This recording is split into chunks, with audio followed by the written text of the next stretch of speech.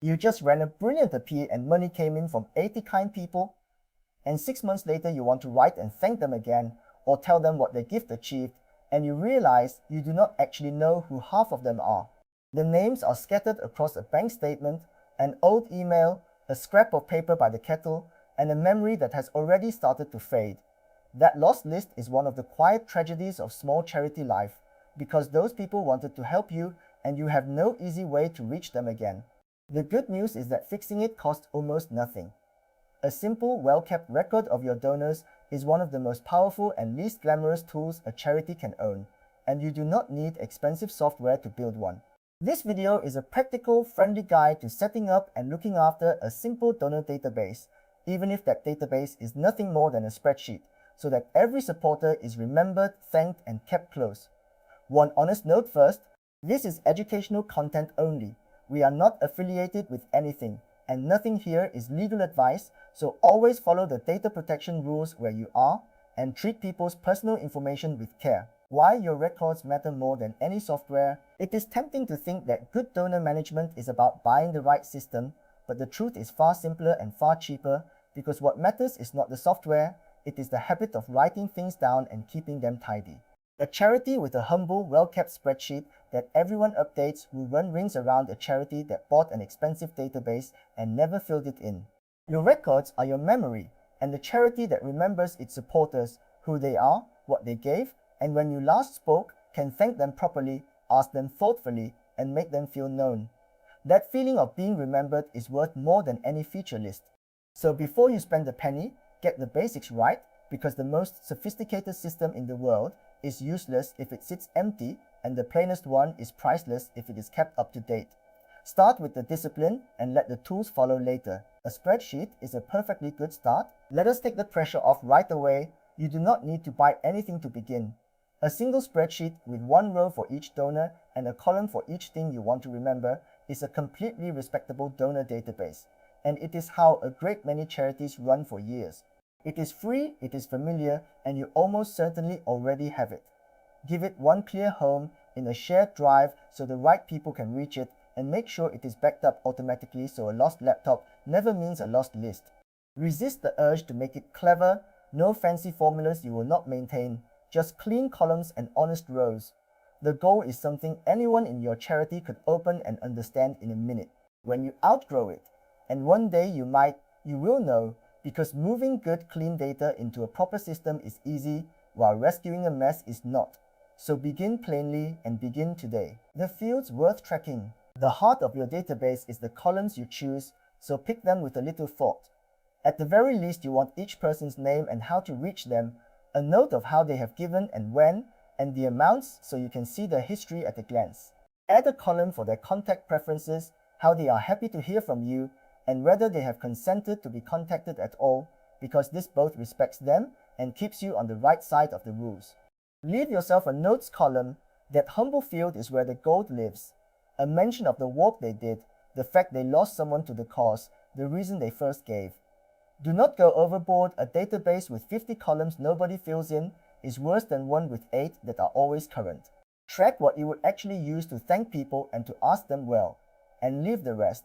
Didicitum frenzu. A database is only as good as it is trustworthy, and nothing erodes trust like a messy list, so the time to keep it clean is from the very first row, because bad habits are far harder to fix later than to avoid now.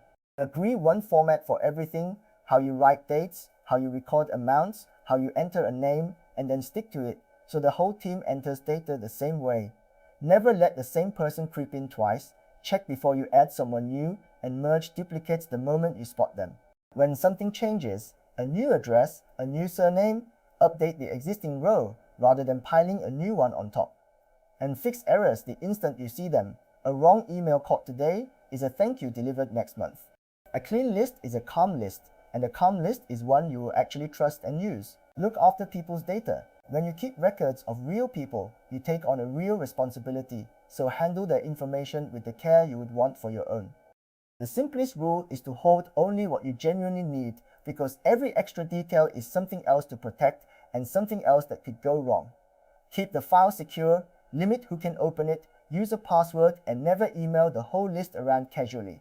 Honor the consent people gave you. If someone agreed to hear about your newsletter but not your phone appeals, your records should say so and you should respect it. Make it easy for anyone to see what you hold about them, to correct it, or to ask you to stop contacting them and be removed. Data protection rules vary from place to place and change over time, so learn the ones that apply to you, but the spirit is always the same. Treat people's information as something they have trusted you with, not something you own. Record every gift and every conversation. A database earns its keep when it is current, and the secret to that is recording things while they are fresh. When a gift arrives, log it the same day if you can, the amount, the date, and how it came in, before it slips your mind and vanishes into a bank statement. Just as valuable, note your conversations. If a donor calls, emails, or stops you at an event, jot down what was said, so the next person who speaks to them picks up where you left off rather than starting cold. This is what turns a list of names into a living relationship, because a supporter who mentioned last spring that they were retiring should not be asked a year later as if you never spoke. It takes a few seconds in the moment and saves you from awkwardness and lost opportunities down the line. Make same-day recording a gentle habit, and your database will always tell you the truth. Use it to say thank you fast. Here is where all that tidy record keeping pays off, in the simple, powerful act of saying thank you quickly and personally. A donor who is thanked promptly and warmly is far more likely to give again than one who hears nothing, and your database is what makes fast personal thanks possible even when you are busy. The moment a gift is logged, let it trigger a thank you, ideally within days, that uses the person's name and, where you can, refers to what their gift will do. Then record that you thanked them, so nobody double thanks or, worse, forgets entirely. This is not about grand gestures. A warm, timely human note beats a lavish one that arrives 3 months late. Your records let you do this reliably, every time, for every giver, which is exactly the kind of quiet consistency that turns a one-time donor into a lasting supporter. Thank fast, thank personally, and write down that you did. Segment gently so your asks fit. Once your records are in good shape, they let you do something quietly powerful. Treat different supporters differently in a good way. This is called segmenting, and it simply means grouping your donors so that what you say to each group actually fits them. A first-time giver needs a warm welcome, not an urgent appeal. A faithful monthly supporter deserves to be thanked and updated, not pestered as though you have forgotten them. Someone who once gave a large gift merits a personal call rather than a mass email. You do not need anything sophisticated. A simple column marking whether someone is new, regular, major, or lapsed lets you sort your list and speak to each group appropriately. The result is that people feel understood rather than blasted, and messages that fit are messages that work. Gentle, thoughtful segmenting is one of the biggest rewards of keeping good records, and a plain spreadsheet does it perfectly well. Win back the donors who drifted away. Every charity has them, the supporters who gave generously once or twice and then quietly drifted away, and your records are how you find them again.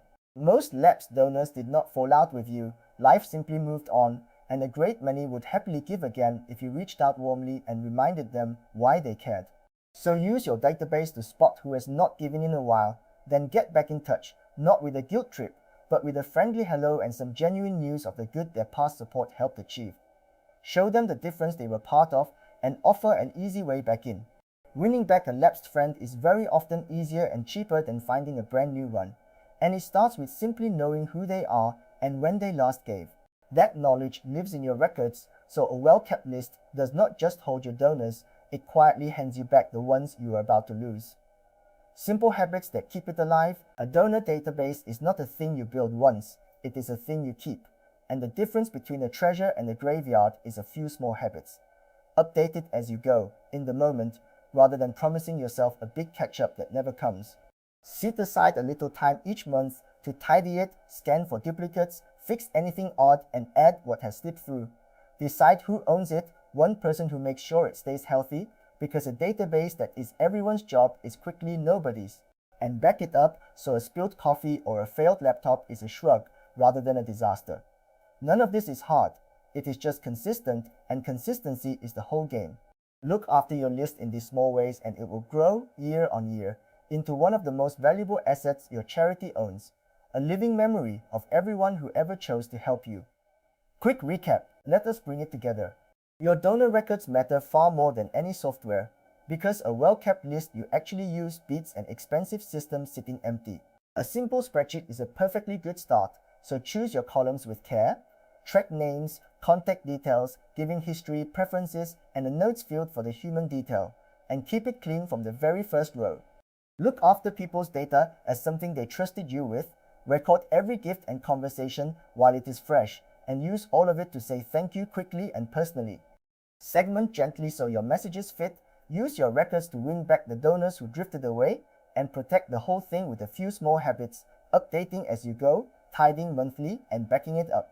Records beat software, a spreadsheet is fine, keep the data clean and safe, and use it to thank and re-engage, and that is the whole craft. There is something rather lovely hidden in all this administrative sounding advice, which is that keeping good records is, at heart, an act of respect. Every row in your spreadsheet is a real person who chose to give you their money and their trust, and remembering them, thanking them, and staying in touch is simply how you honor that. You do not need a big budget or clever technology to do it well. You need the discipline to write things down, the care to keep them tidy, and the warmth to use them to make people feel known. And that is available to the very smallest charity, starting today. So here is your simple first step. This week, open a fresh spreadsheet, give it clear columns, and enter your last 20 donors, one row each. It will take an afternoon and you will never look back. And when one day you outgrow it, you will move into a proper system with clean data and a clear conscience. Everything here is educational only. We are not affiliated with anything, and nothing here is legal advice. So always follow the data protection rules where you are and treat people's information with care. If this helped, subscribe for more practical, honest charity marketing you can actually use, and take a look at the free written guide linked below. We will keep turning big, intimidating topics into calm, doable steps, one video at a time.